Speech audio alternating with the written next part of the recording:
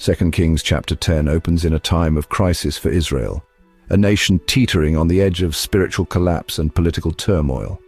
Baal worship, aggressively promoted by King Ahab and his powerful queen Jezebel, has nearly replaced devotion to Yahweh. The land is filled with pagan altars and idols, and the people's hearts have turned away from their ancestral faith. Into this chaos steps Jehu, a seasoned military commander, unexpectedly anointed king by a prophet sent from Elisha. This moment marks a dramatic turning point in Israel's history. Jehu's divine mission is clear and uncompromising. He must eradicate Ahab's entire family and purge the land of Baal worship, restoring the worship of Yahweh. Without hesitation, Jehu launches a swift and violent coup. He kills King Joram, King Ahaziah, and the infamous Jezebel, bringing an end to their corrupt reign and sending shockwaves through the kingdom. His rise to power is immediate and brutal, sanctioned by God to restore Israel's faith and cleanse the nation of idolatry. Jehu's actions are both feared and revered, but Jehu's task is far from finished. Ahab's descendants and Baal's priests still hold power in Samaria, threatening to undermine his mission and the future of Israel. Jehu must dismantle the old regime completely, rooting out every trace of corruption and idolatry, setting the stage for a dramatic transformation in Israel's destiny. His story is a stark and sobering look at divine judgment, the high cost of obedience, and the lengths to which one must go to fulfill a divine mandate. The fate of Israel now hangs on Jehu's ruthless resolve and unwavering commitment to his God-given mission. The kingdom stands on the brink of radical change, as Jehu's actions will shape the future of Israel for generations to come. With the deaths of Ahab and Jezebel, a dark chapter in Israel's history comes to a close, but the story of their legacy is far from over. Jehu, now determined to erase every trace of Ahab's influence, sets his sights on the 70 sons of Ahab who remain in Samaria, the heart of the old regime. He sends a chilling ultimatum to the city's leaders: choose a new king from among Ahab's sons and prepare to defend him in battle, if you have the courage. Overwhelmed by fear and the memory of Jehu's swift justice, the elders quickly surrender, swearing their allegiance to Jehu without resistance. Jehu demands a gruesome sign of their loyalty. They must execute all 70 princes and send their severed heads as proof of their obedience.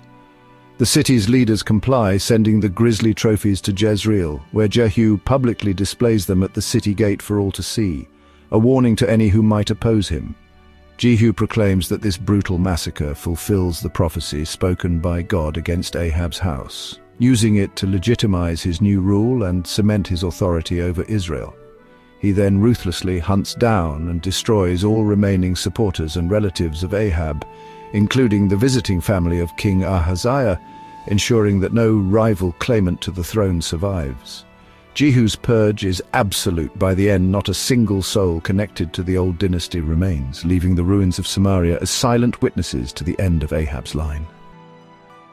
With Ahab's line destroyed, a new era begins in Israel, but it is one fraught with uncertainty and fear. Jehu, now king, turns his attention to the worship of Baal, the Canaanite god who had seduced so many Israelites away from their ancient faith. With calculated deception, he proclaims that he will surpass even Ahab in his devotion to Baal, and calls for a magnificent festival, inviting every worshipper across the land.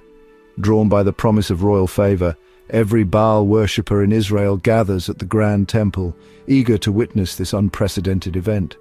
Jehu ensures that only the true followers of Baal are present, carefully sealing the doors before giving his deadly signal. Suddenly his soldiers storm the temple, catching the worshippers off guard and slaughtering everyone inside without mercy. The sacred pillar of Baal is set ablaze, the temple itself is demolished, and the once holy site is desecrated, turned into a place of utter disgrace. In a single, calculated move, Jehu eradicates Baal worship from the land of Israel, leaving the temple in ruins and the cult destroyed.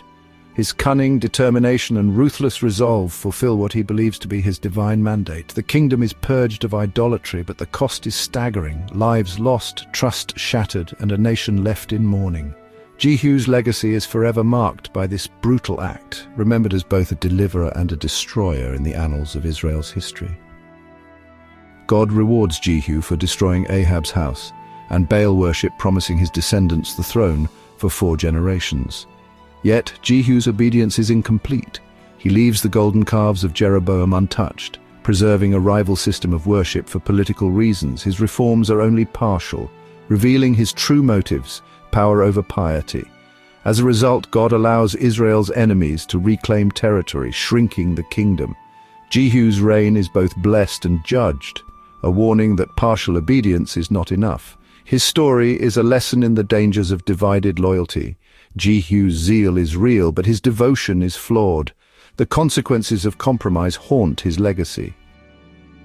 Jehu's violent purge foreshadows a greater judgment, one Jesus spoke of, where evil is finally separated from good.